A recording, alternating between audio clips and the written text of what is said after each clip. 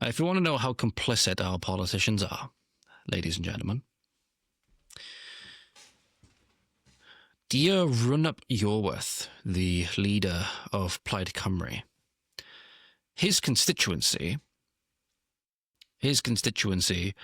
of is it Anglesey? Is it Holyhead Port of Anglesey, right? Has recently been in the news because I move that over there. Just another news story popped up. I want to go over it a little bit later. An illegal immigration and smuggling blitz that sees 50 arrests has just occurred there. How interesting is that? There's no such thing as illegal immigration, as such. That's what he said, as quoting from an interview that I gave, I believe, with the BBC. We see no borders where we see suffering. Let us not ask, where are you from? Let us ask what we can do to help. At least seems to change his tune when it's his own constituency, when it's his own people, at least that he still has to keep a veneer that he is relatively accountable to. Funny how this whole thing about open borders, about no human is illegal, about there's no such thing as illegal immigration per se, completely falls apart, seemingly when it's his own constituency. So reporting from the BBC, 3 Romanians with previous immigration offences were returned. Thought we saw no borders. I thought we saw no borders. I thought no human was illegal. I thought there's no such thing as illegal immigration. After trying to enter through Holyhead Port last week. A 3-day operation targeting the UK's common travel area, through which British and Irish citizens can pass freely, led to 51 arrests of suspected immigration offenders and smugglers.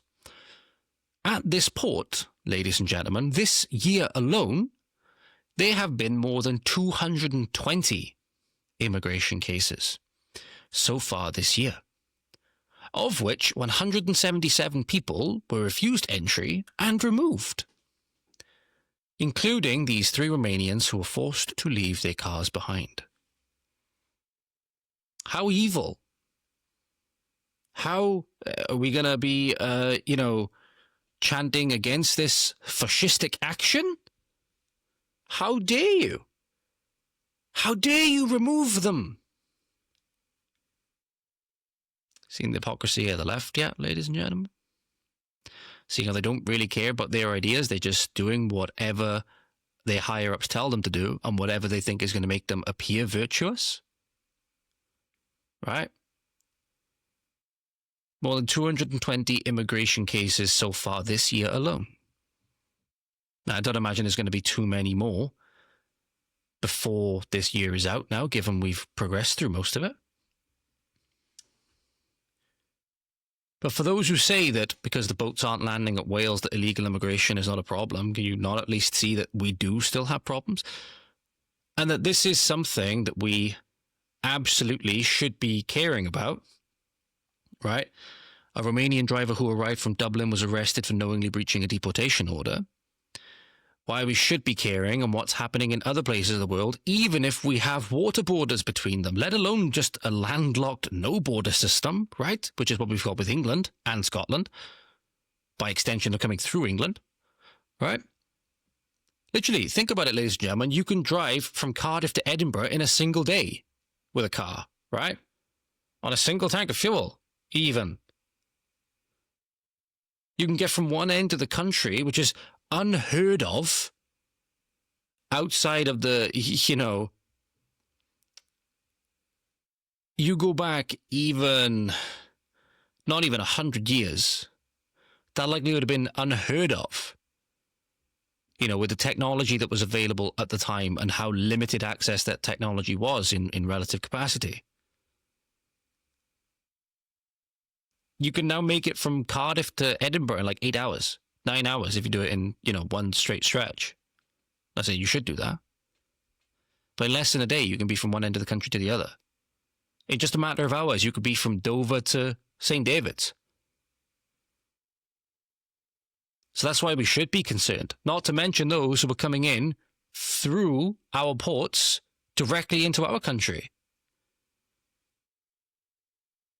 That's why we should absolutely be considered. That's why I was up on the bridge with the activists last week. This affects all of us. This affects all of us because they're all being brought in for the same reason. Companies are going to benefit from them because they can pay them a lot cheaper and price natives out, right?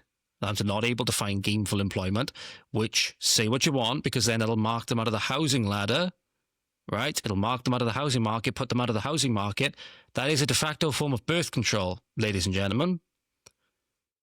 Because even if you're married, even if you're hyper-religious or whatever, you want to have a very large family, if you can't have shelter, that's not going to happen. So by bringing in this cheap slave labor, which is what it is, the left has always been a fan of slavery. Ladies and gentlemen, the left has always been a fan of slavery. What do you think? The people who were deporting people who Trump are deporting in America, they're now saying, well, who's going to do all the jobs that Americans don't want to do? A lot of them want to do them. It's just companies in this instance, the corporate side of things, don't want to pay the Americans the wages. They'd rather import a bunch of cheap slave labor. Right?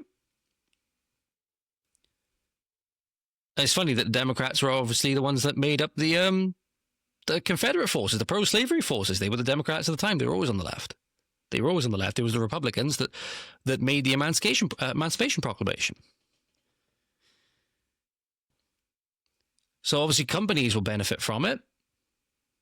And then the globalists will benefit from it because they get to control the native populace a lot more. They get to make sure it continues on its negative trajectory, and that's entwined in with a bunch of other ideologies, feminism, birth control in the form of the pill, and all manner of other things, right? Encouraging all the sexual degeneracy, right? All of this other stuff, right? Subsidizing in many ways to get access to obviously kids to indoctrinate them through schools, subsidizing single motherhood, removing father from the home, essentially having the government take over the role of what the father used to be. It's all an element of birth control and overall control of the population.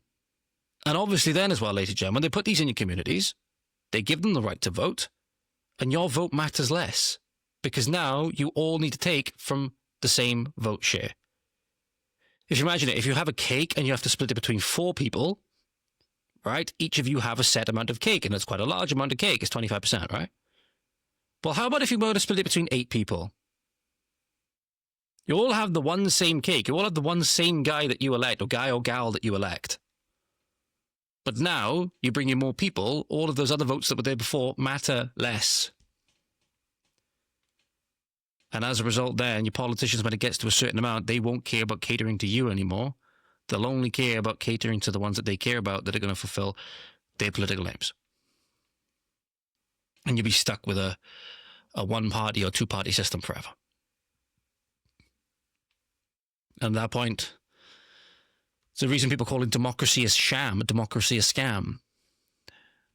Because especially with the first-past-the-post voting system being what it is, that in Caerphilly, for example, they're now being represented on the council by somebody who had a minority of the overall vote. That, can you argue it's anything but? With the way that it's being implemented? I'm not even saying that as a way to say democracy is a bad thing. That's not actually the argument that I'm making. I'm saying the way it's been implemented, if you ask somebody what democracy is and then you explain them in this way, the way that it's being implemented, they say, no, that's not democracy. It's a usurpation of democracy. It's using democracy to get rid of democracy is what it is. And you should absolutely take care of that, ladies and gentlemen, because what people are realizing now, with no ability to bear arms, with no ability to do anything else, democracy, the ballot, is all they have. If that becomes meaningless, what agency do they have to be able to change political outcomes? They don't have one. They don't have one. At that point, you're a slave. In many ways, you could say we've been slaves anyway. But it's quite fitting, seemingly, how Run Up Iorweth, Mr. There's no such thing as illegal immigration as such, Mr. We see no borders where we see suffering, Mr. We're committed to be a nation of sanctuary, Mr. Oh yeah, let's put an Asian lady with a burqa on, right, as a front and centre as our political campaign ad, and then put some Welsh text next to it saying, Wales, it's us, when we have nothing to do with that. It's completely foreign culture. Funny how things seem to change when it's his own constituency, ladies and gentlemen. Funny how things seem to change. If you enjoyed that clip, then make sure to go on over to the Voice of the Valleys X page at VOT_Valleys on X. We're also on Instagram at Voice of the Valleys. Make sure to like, share, subscribe, comment, all of that good stuff. Thank you so much, and we'll see you again soon. Godspeed.